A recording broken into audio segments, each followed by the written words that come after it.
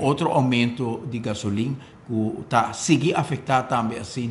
o custo de nos concidadãos. Nós ponemos ênfase o rato arriba ponto aqui, não para sobra que nenhum governo tem controle arriba preço de gasolina, pero para sobra que o governo aqui sim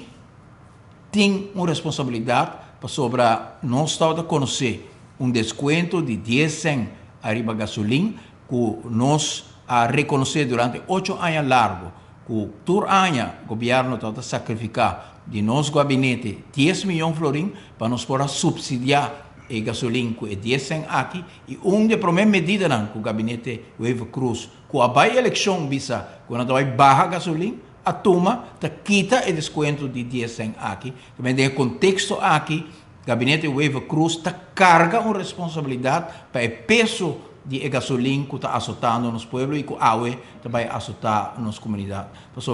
Se botar responsável e avisa que vai pagar gasolina, o qual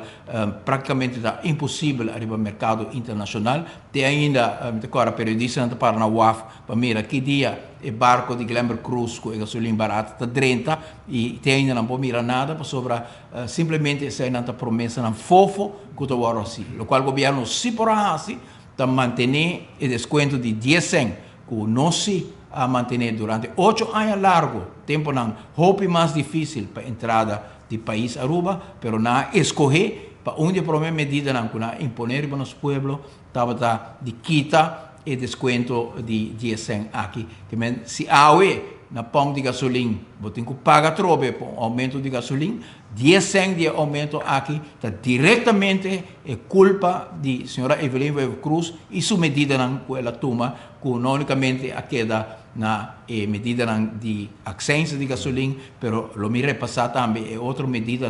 que está afetando o poder de compra de nossos concidadãos.